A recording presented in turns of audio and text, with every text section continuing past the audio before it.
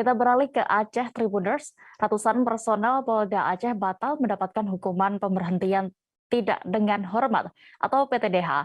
Kapolda Aceh Irjen Pol Dr. Andes Ahmad Haidar memberikan pengampunan terhadap mereka.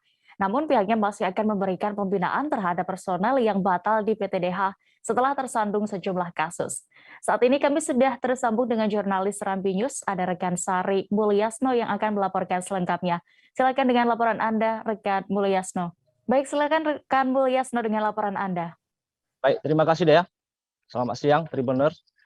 Dari Kabupaten Simelu dapat kami laporkan yang bahwasanya berdasarkan kunjungan Kapolda Aceh, Irjen Pol Dr. Andes Ahmad Haidar ke Kabupaten Simelu, di mana beliau dalam temu ramanya dengan jajaran personel Polres Simelu, pihaknya menyampaikan bahwa telah memberikan pengampunan 100 lebih oknum polisi yang dalam hal ini para oknum polisi ini bermasalah, akhirnya tidak dilanjutkan ke tingkat PTDH atau pemberhentian tidak dengan hormat.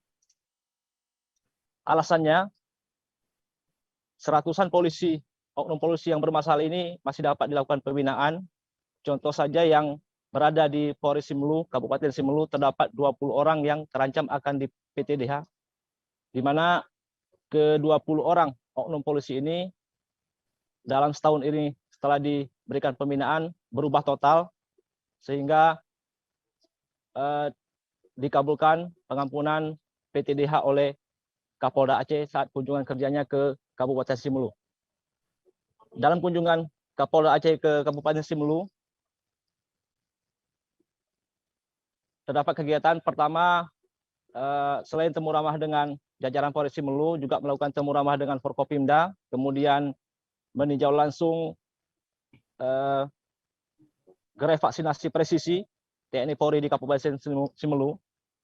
Selanjutnya memberikan bingkisan bakti sosial kepada anak-anak yang telah dilakukan vaksinasi. Selanjutnya, dapat kami laporkan juga bahwa yang akan terancam PTDH ini merasa sangat bersyukur karena mendapat pengampunan langsung dari Bapak Kapolda Aceh ketika melakukan kunjungan ke Kabupaten Simelu. Demikian, Dea. Baik, terima kasih rekan Mulyasno untuk laporan Anda. Selamat kembali bertugas.